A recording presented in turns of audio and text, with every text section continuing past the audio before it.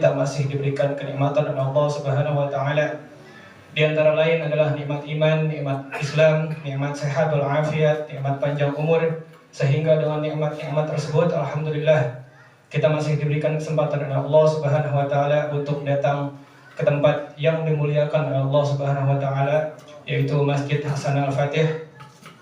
Semoga langkah kaki kita, dorongan hati kita untuk hadir ke tempat ini, ke Masjid Hasan Al-Fatih, senantiasa dibalas ganjaran pahala yang berlipat oleh Allah Subhanahu wa taala.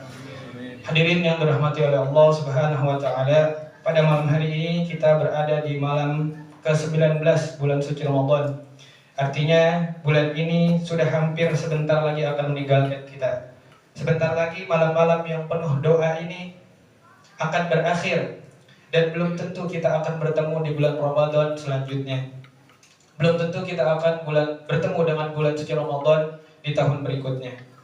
Maka dari itu izinkan saya untuk mengajak para hadirin sekalian, ma'asyiral muslimin, untuk merenung dengan satu pertanyaan sederhana. Bagaimana jika ini merupakan Ramadan terakhir bagi kita? Jika kita tahu ini Ramadan terakhir bagi kita, masihkah kita untuk menunda taubat? Masihkah kita untuk meremehkan sholat? Masihkah kita sibuk dengan hal-hal yang sifatnya duniawi? Masihkah kita sibuk dengan hal-hal yang sifatnya tidak penting? Ma'asyiral muslimin, kita sering menunda kebaikan. Kita sering berkata di dalam hati, nanti saja taubatnya, mumpung masih banyak waktu.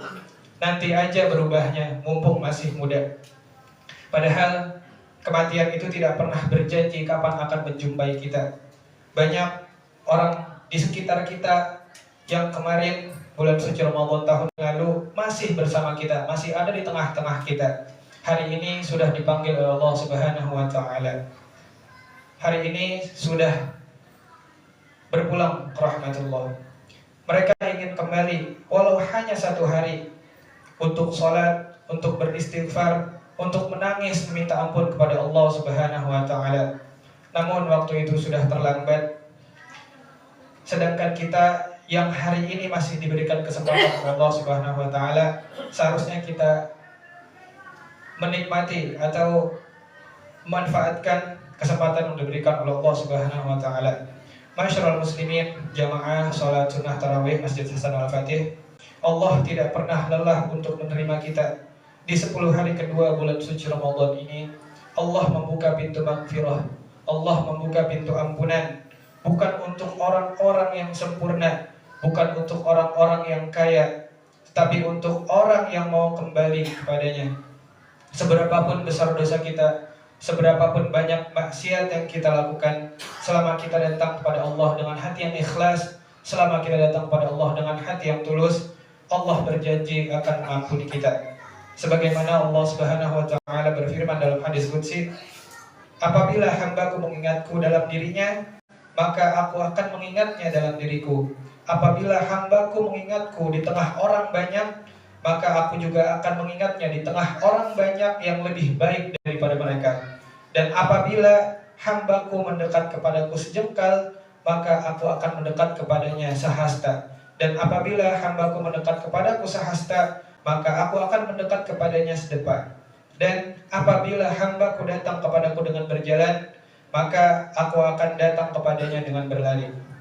Ma'asyiral muslimin, hal ini menunjukkan bahwa bukan karena kita yang pantas, akan tetapi karena Allah yang Maha Rahman, Allah yang Maha Rahim, Allah yang Maha Pengasih, Maha Penyayang, dan juga Maha Pengampun.